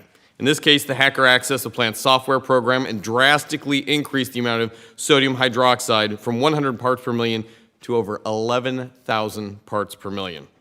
Now, this type of attack not only is very dangerous, it can be deadly. And in our rural communities, the Circuit Rider program is set up to help address a number of the concerns. Talk to me specifically what can happen to a rural water plant and how it can decimate particularly a rural community if a cyber attack occurs. Thank you, Mr. Congressman, and thank you for your leadership on the cyber issue. The rural communities are vulnerable. We mentioned earlier they're simply not prepared to address cyber threats. We believe that this should be a shared responsibility. Consulting engineers and folks that are building these systems, frankly, are installing SCADA and remote system controls that are not cyber prepared. However, all of that responsibility falls on one person often in these utilities. Fortunately, in the case in Florida, that one person noticed finally that those controls had been changed. But if they had not, that would have been a dramatic threat that would have impacted public health. I think you absolutely nail it on the head, and this is why Representative Don Davis, my colleague from North Carolina, a Democrat, myself as a Republican on this side of the aisle, have said this is a bipartisan issue. It's something we need to tackle.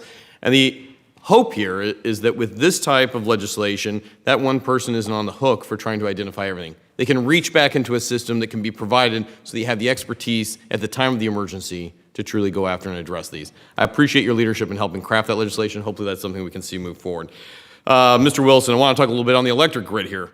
You know, we talk a lot about uncertainty in this committee, largely since that is the nature of agriculture. One cause for concern here is the reliability of our electric grid.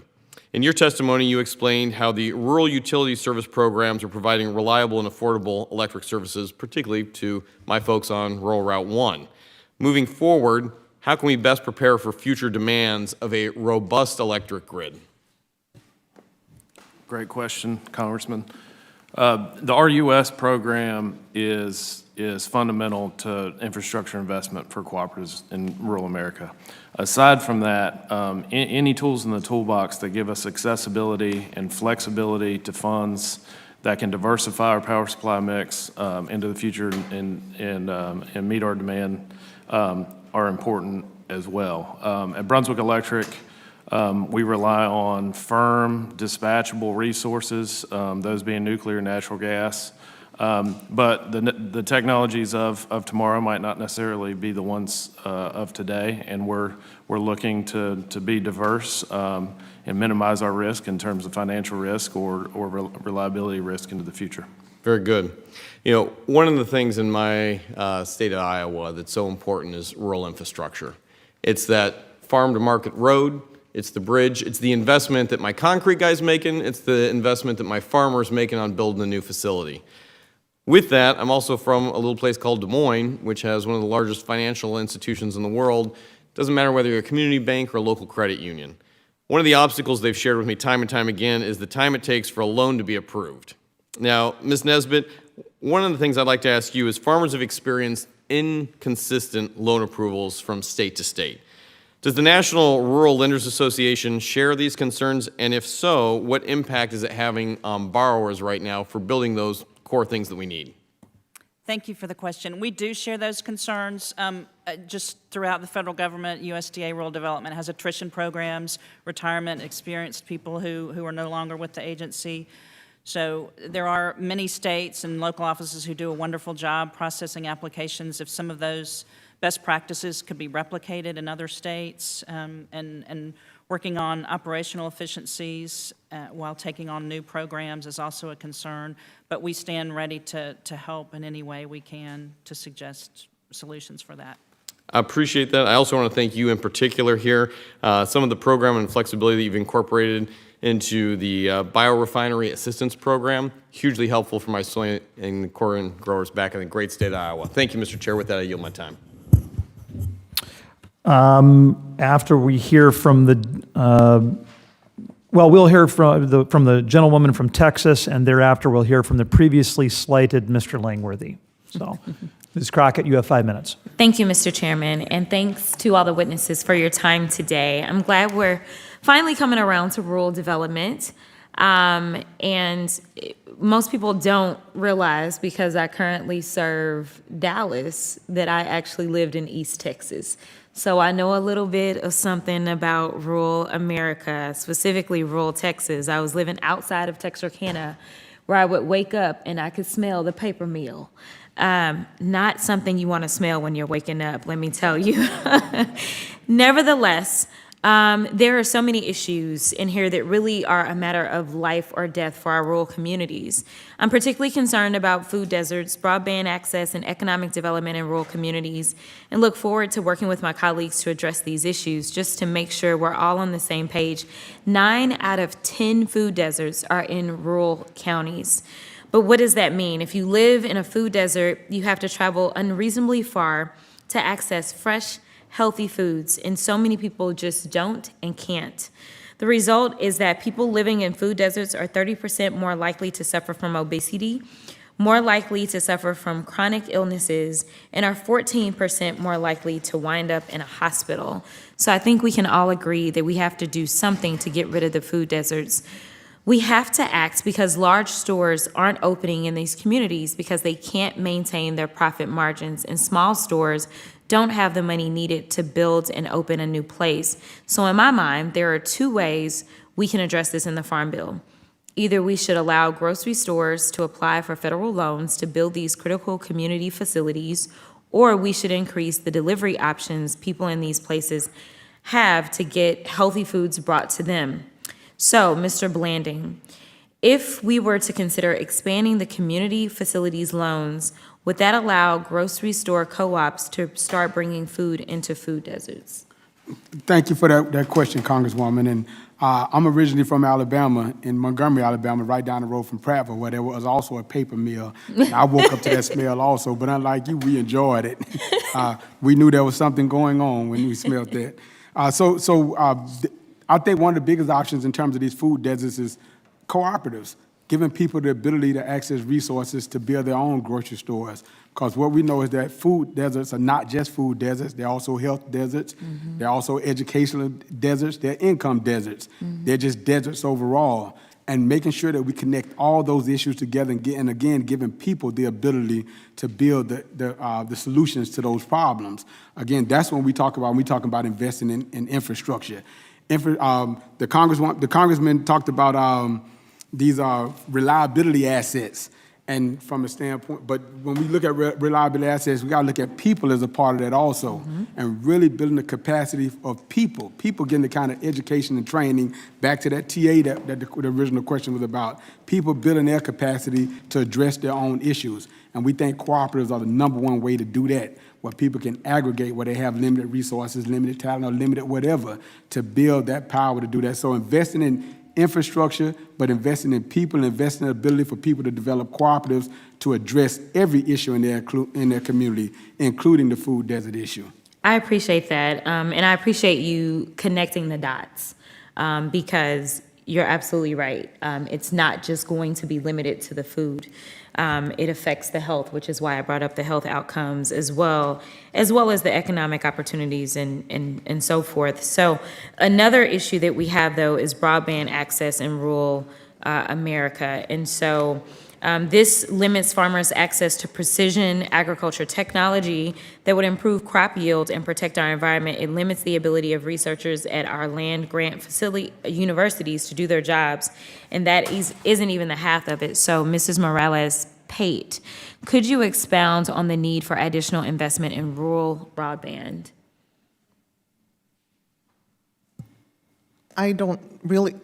RCAP doesn't really move in the rural brand space. We don't have as much work there.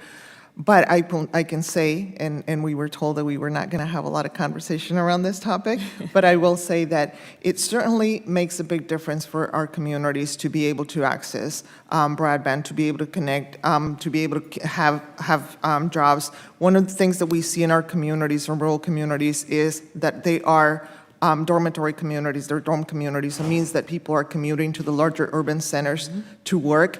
Broadband gives them the ability to stay in their communities and work from them, minimizing impact to infrastructure and things like that. It also allows the opportunity to grow more jobs in rural spaces, which is one of the things that we need to do more of. We're seeing the migration across the country since COVID, and we'd like to be able to keep advantage of that. Thank you so much, Mr. Chair. I'll yield. Mr. Langworthy will be recognized for 5 minutes and will be followed by the gentleman from the 1st District of Illinois. Thank you, Mr. Chairman and Ranking Member. I think every member of this committee has seen firsthand how tight the current labor market is, particularly in rural communities, with too many vacancies and too few applicants. Meanwhile, many individuals have taken out thousands of dollars in student loans for 4-year degrees. But too often, the degrees don't have the return on investment that was expected. I appreciate the focus today on the potential to expand workforce development under Title VI, and I believe it's vital that we change the paradigm on what it means to develop our nation's workforce, particularly in our rural communities. And with that, Mr. Blanding, as it relates to rural economic workforce development, I want to talk about the Rural Cooperative Development Grant Program, the RCDG. Since its inclusion in the previous Farm Bill from 2018 to 2022, this program has created over 3,000 jobs and has saved almost 5,000 jobs. and has created 300 new businesses. How can we as policymakers improve upon programs like the Rural Cooperative Development Grant Program and continue to support workforce development and preserve our rural businesses? Thank you for that question, Congressman. And I think that's the crux of the matter. And again, we talk about really looking at rural communities where you can bring the community together to really identify the gaps in that community, but more importantly, the asset.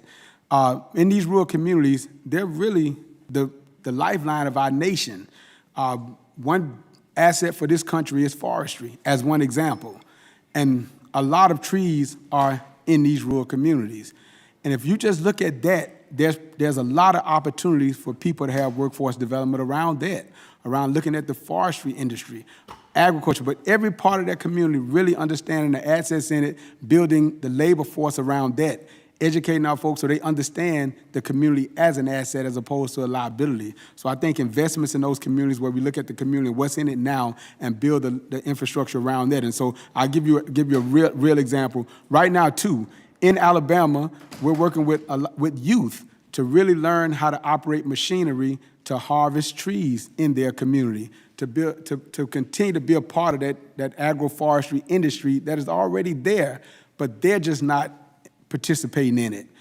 In Texas, right on the coast, fishermen coming together to really build their own docks to control their catch and build income around that. There are so many opportunities if people are able to be a part of the infrastructure, to be able to aggregate as cooperatives as one example. Because again, when you look in these rural communities, you're looking at small landowners, you're looking at limited resource folks, and cooperatives give them the greatest tool to aggregate, but to build businesses around what's already there, create income, and look at the job growth market from that standpoint. Thank you. Now, Mr. Holmes, we're constantly hearing about shortage of qualified workers in several industry sectors, particularly in rural America. In your testimony, you mentioned that according to employment data, 50% of individuals in the water industry will leave the workforce in the next 10 years. This gives all of us some cause for concern as these systems remain vitally essential for rural communities.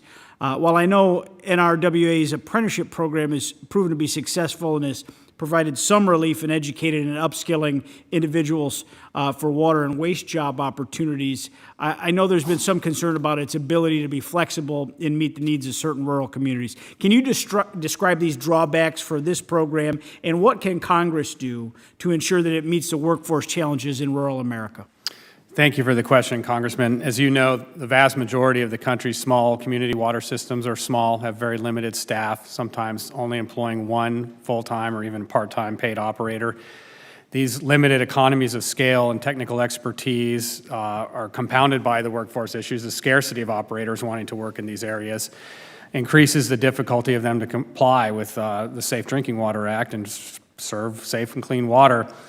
Unfortunately, our apprenticeship model is hindered by this because there's no capacity at these systems to provide on-the-job training or mentoring for these folks. They really can't even take on somebody to, on a part-time or full-time basis to transfer their knowledge for the next generation. It's kind of unique to these communities because, unlike other folks here, our folks are so small and are doing so much with so little. It also prevents their access to the workforce system, the workforce funds. So what I think Congress could do is provide additional resources for training and mentorship outside of the apprenticeship program for these communities. Thank you very much, and my time is little, so I'll yield back. Thank you. We will have Jackson followed by Rose. Sir, you are recognized for 5 minutes. Thank you very much. I'm a big advocate of your work, Mr. Blanding. Thank you for your service. I'd like to thank all the members and all the persons that have come out today to give your testimony and share your experiences. Mr. Blanding, two things I would like to bring to your attention. In your testimony, you highlighted the need to invest in historically underserved communities. Let me be more specific. As it relates to the African American farmers, they've been excluded, denied, locked out, left behind. What can we do as members of Congress to help ameliorate this bridge, make things better going forward? We can't relitigate everything in the past, but what are the impediments that we can focus on now that after we have many good intentions, we will still have some hurdles and blockage that we need to overcome? Congressman Jackson, thanks for that question. There's a historical issue when it comes to underserved communities, and particularly black communities. That was shown in the Pickford class action lawsuit where USDA was shown to have been discriminated against black farmers for years. But there's repercussions that have happened to that for years. And many of those things are still happening. And even when they're not happening, the perceived issue around that is real. So these communities have been underinvested in for decades, for centuries. So I think there's going to have to be real investment in all of our underserved communities, and particularly in black communities, where it comes to the lack of access to credit, and the impacts of even when there was bad credit decisions made in terms of how lenders have approached those communities. So really looking at debt relief issues, looking at targeted investments in these communities, whether it's infrastructure, whether it's capacity building. But again, understanding that community has dealt with a number of issues historically, and many of them have been proven, and making targeted investments in that and making sure there's a part. But more importantly, looking at this as a bigger issue. Again, we think about this from the standpoint of our nation. Our nation is only as strong as its weakest citizens, and really making sure that we make the kind of investments in every part of our country, and particularly those countries that are the weakest, that have been disadvantaged for years, to make sure that there's equity and getting them on par so that they can be a part of the solution, whether it's health care, whether it's climate change, whether it's energy independence, whatever the issue is in our nation. Every community, every part of the population has to be a part of the solution. And the only way they are is if we invest in every part of it. And some parts of it, including the black community, need the investment to get on par, need extra investment. Thank you so much. The second thing is regarding the outlook of automation. Automation is coming through many of these belts at a furious pace now, and we're going to look at a huge displacement of workers in the next 6 to 7 years by 2030. Any thoughts, recommendations you would have for us? Yes, and thanks again for that question, Congressman. And so this issue is making sure that many of our communities, especially rural communities and underserved communities, are not left behind as automation or any technology comes forward. And we have to, again, always look at the profile of many of our folks. And I use black farmers as one example because I know that best. You're talking about majority, 80% of them in the South. You're talking about 90% of them who are farming on less than 100 acres. And so in the access technology or any automation, you have to have scale. And again, that brings the opportunity to look at cooperatives. So again, I want to stress the importance of the ability of cooperatives to be a part of the solution in our country as it comes to any issue, and especially automation. And so how do we make sure we move cooperative development in every part of the rural development, the Farm Bill titles, and especially rural development, but also make sure it permeates beyond that. So making sure that we really look at the profile of our communities and the potential of them being left behind, and what are some of the solutions. Again, we think one of the major ones is the ability to organize cooperatives. And for the record, I'd like people to know that these are current cases that are being settled on discrimination in Mississippi from last year for 2022. Can you elaborate on that, please, of the most recent cases of discrimination with African-American farmers? Well, Congressman, it's an ongoing issue, and it's an issue that's currently being addressed as part of, that was being addressed by the American Rescue Plan and now the Inflation Reduction Act. Right now, issues are dealing around Section 22006 and Section 22007 of the Inflation Reduction Act, where we're looking at discrimination in all of our communities, wherever it exists, to make sure that people are being, that these issues are being addressed. So they're being addressed all over our nation as part of the current legislation. I look forward to working with you. I yield back my time. Thank you, Chairman. Thank you, sir. To our witnesses, you've been at it for like an hour and 45 minutes. You're doing great. So I know it feels like the baton death march of sitting here and being pummeled with questions, but so far nobody's embarrassed themselves or their association, so congratulations. We will go to Mr. Rose and thereafter the gentlewoman from Oregon. Thank you, Chairman Johnson and Ranking Member Caraveo, for holding the committee, and thank you as well to our witnesses for being here. Mr. Winslow, in your written testimony, you talk about the fact that Brunswick Electric Membership Corporation is working to, quote, integrate more renewable power sources, unquote. In your opinion, is there any way for electric co-ops to drastically increase their use of renewable power resources without ultimately relying on increased use of nuclear power? Thanks for the question, Congressman. So I think there's an important distinction between resources that are energy-based and those that provide capacity and baseload generation. And there's no good or bad to any of the sources. They all have their place in the power supply portfolio. When it comes to the replacement of baseload generation, an important part of replacement is that the characteristics of the new technology match those of the old technology in terms of reliability. So in that test, some of the renewable sources are intermittent. They're good energy resources, so they can replace some fuel, but they did not provide the capacity or the baseload that some of the more firm and dispatchable resources provide. In your electric co-op today, what percentage of the power that you distribute comes from nuclear sources? It's about over 50%, 55%.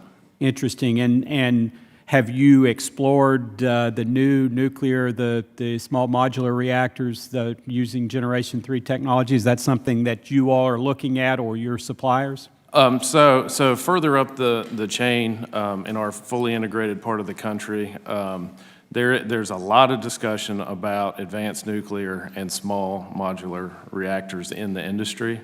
And in my personal opinion, from being involved in a lot of those conversations, is that we'll see those technologies emerge within the next 10 years. In fact, do you think it's possible to achieve the carbon goals that some have without depending on nuclear energy, greater reliance on nuclear energy? Well, I will reflect, what we as a trade organization believe is that an approach that involves all resources is necessary.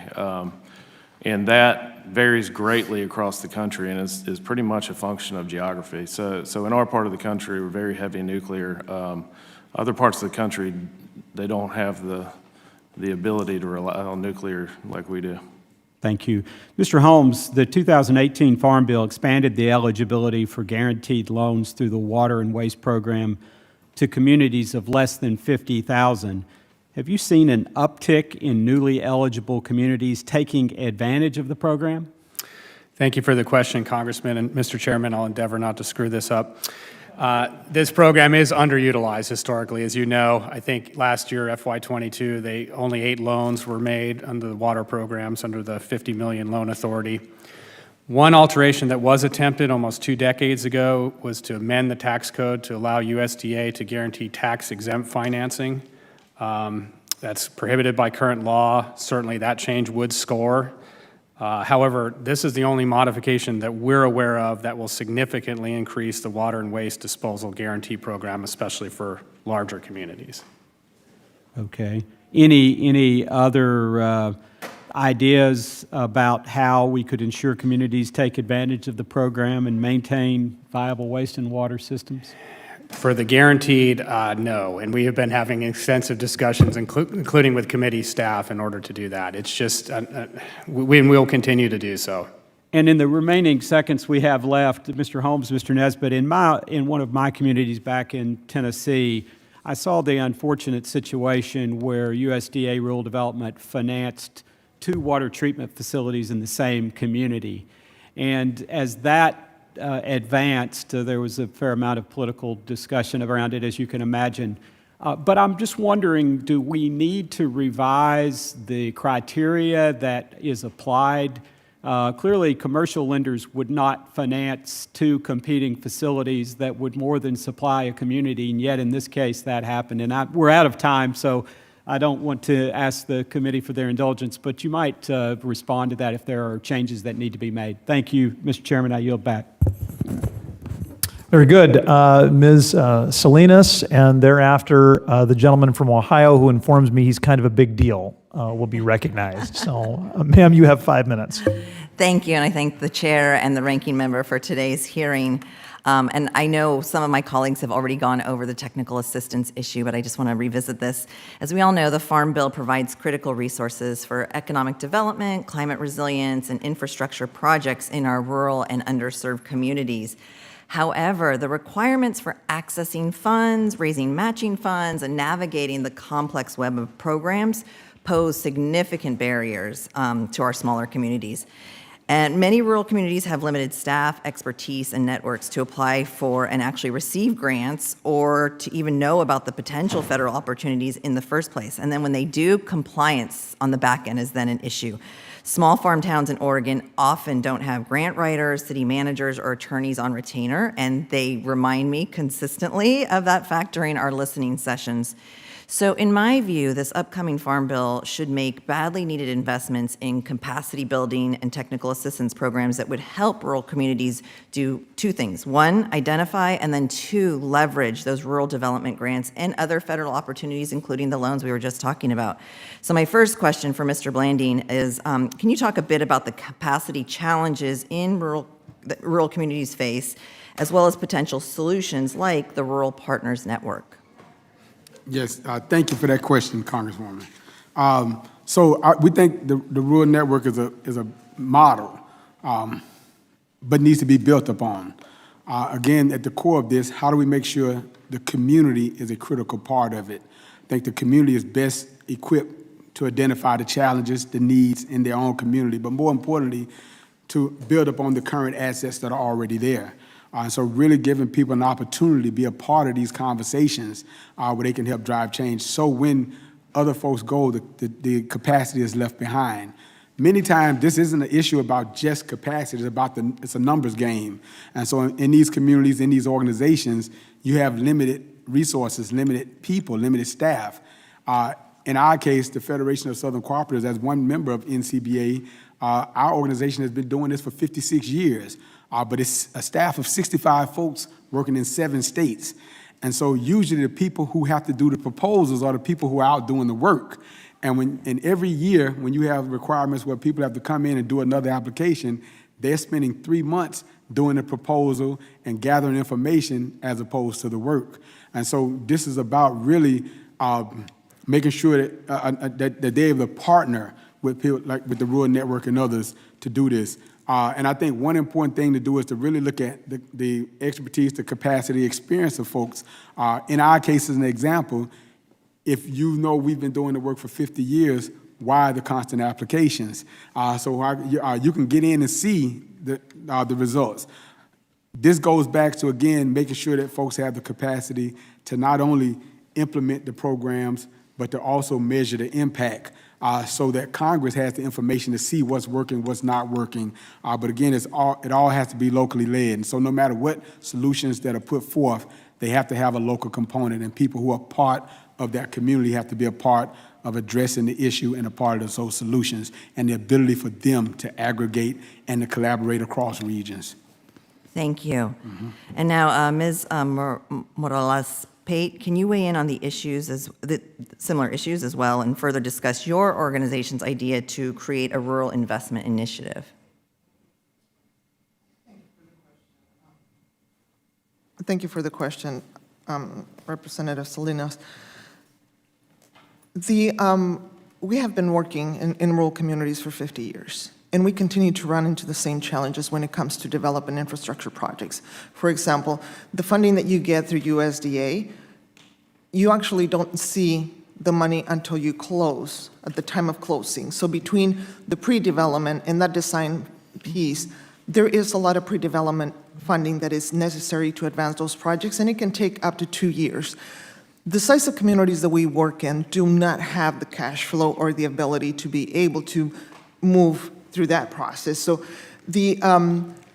what is being proposed through the Rural Investment Initiative is to be able to help communities to be able to have that, because it takes additional resources to look for that funding, or projects get stalled.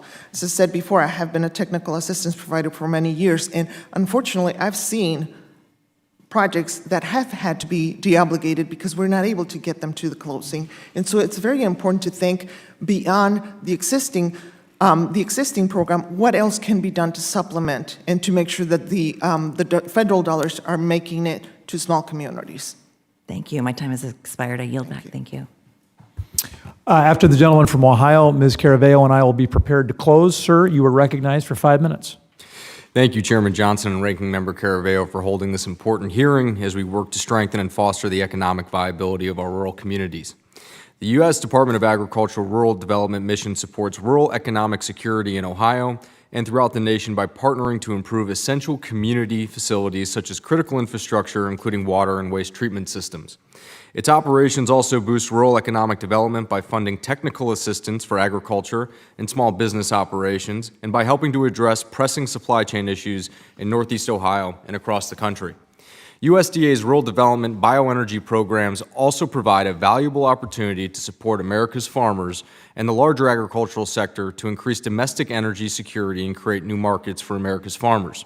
Such key initiatives including providing renewable energy development assistance and the production of biofuels, which benefits American farmers and our fuel supply. As roughly 40% of my state's corn crop is used in ethanol, creating new market opportunities for biofuels is absolutely key. Toward this end, I look forward to exploring more fully the potential of opportunities of a sustainable aviation fuels or farm-to-fly program within USDA's bioenergy programs to foster alternative biofuels and national aviation, expand the fuel supply, and support U.S. agriculture. To any of our witnesses, can you please share how USDA's biofuel programs, including the biorefinery, renewable chemical, and bio-based product manufacturing assistance program, the Biomass Crop Assistance Program, and the Bioenergy Program for Advanced Biofuels can serve to increase domestic energy security, support the agricultural sector, and foster the farm economy in the United States? To anyone who would like to answer. Thank you.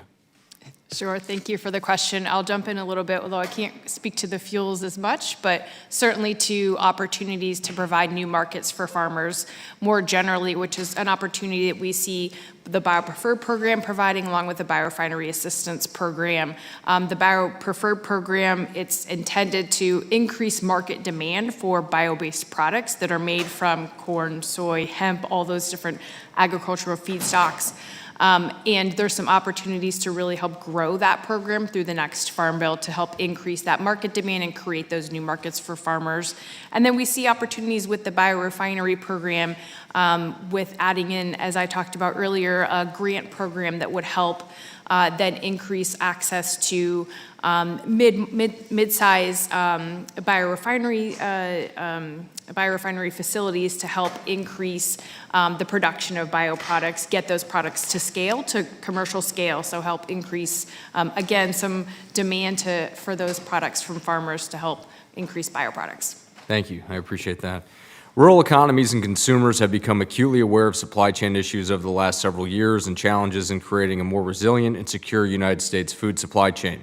Just last week, I heard from a small cattle processing operator near my congressional district, E.R. Bolliant's Packing Company, on their barriers to increasing processing capacity. For this reason, I am working with my colleague from Ohio, who also sits on this committee, Congresswoman Brown, to introduce legislation to reauthorize critical funds through USDA's Food Supply Chain Guaranteed Load Program to support investments in infrastructure for processing, manufacturing, transportation, and distribution toward a stronger and more secure U.S. food supply chain. This program is already on the ground and working, including through a recent effort to increase access to processing equipment to provide food services to schools, daycare facilities, and seniors throughout northeastern Ohio, among other initiatives across the country. Once again, to any of the witnesses, can you please share how USDA Rural Development's Food Supply Chain Guaranteed Load Program can assist middle of the food supply chain activities such as processing, storage, transportation, distribution of food to increase capacity and more effectively to get food from our farmers to American consumers? I'll take a quick stab at that, Congressman. Thanks for that question. I think that question is very similar to your original question about biomass and other energy type questions. There are major things that are going on now. USDA, there's a Climate Smart Ag initiative going on to look at just those things you mentioned with biomass and other things, and we're exploring those opportunities now. And with this food supply issue, there's things in reference to putting beef production facilities in certain areas. But again, the issue is around the flexibility of the program and making sure that the community can own and control it. Because the challenge historically has been bringing in corporations or companies to put those things there, and they don't usually last if the community's not engaged. So again, there's a number of things that are happening now, from climate smart ag to production facilities. But the question is making sure that they're flexible enough that folks can access them in the communities and the communities can lead them. And again, I bring back this point about cooperatives, giving people the ability to aggregate where they can own those as companies, as cooperative businesses. Thank you. I just want to thank the witnesses and for your patience. Thank you, Chairman and Ranking Member. I yield back. But wait, there's more. Mr. Molinaro, you are recognized for 5 minutes. It's the best for last, or not really, just last? Fair enough, I clarify. That's the second time in 3 weeks that the chairman has insulted me in public, but it's quite all right. I accept it. I'm glad you're not keeping track of that in private. I'm not. Well, that's true. Thank you, Mr. Chairman. I want to continue on that very theme. I know that it's been covered a few times. The lack of flexibility and either redundancy or complexities of navigating the different funding streams. Now, I think you've all already talked about this, and of course was just mentioned, rural development funding is often a big challenge for small communities. I know this firsthand as a village mayor 25 years ago. Navigating USDA and rural development dollars was always a big challenge for small communities like ours. I saw it as a county executive, 20 towns, 8 villages, and 2 cities, all trying to navigate through the funding streams. The applications are burdensome. The soft costs are too often too great to even allow smaller communities to access those grant dollars, and then the lack of flexibility. So, Mr. Blanding, I think I'll carry on where you left off.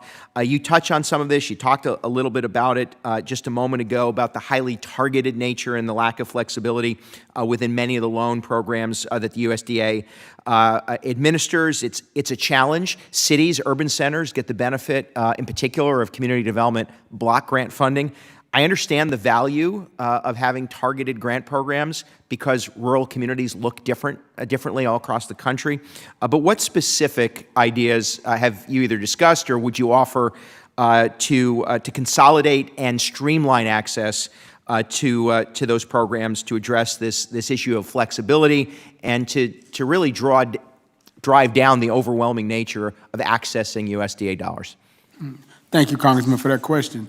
And first of all, I'd like to say thank you, because there's significant things that this Congress, that USDA and the Secretary has done recently to really start moving toward that.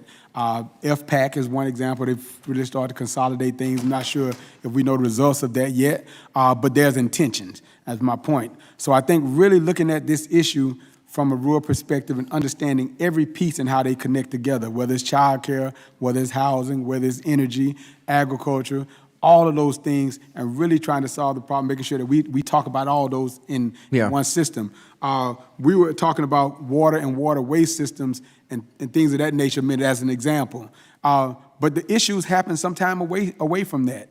I remember clearly in 2016, I think it was in Toledo, Ohio, when it was the largest catastrophe, if you will, where there was I don't know what you call it, the issue where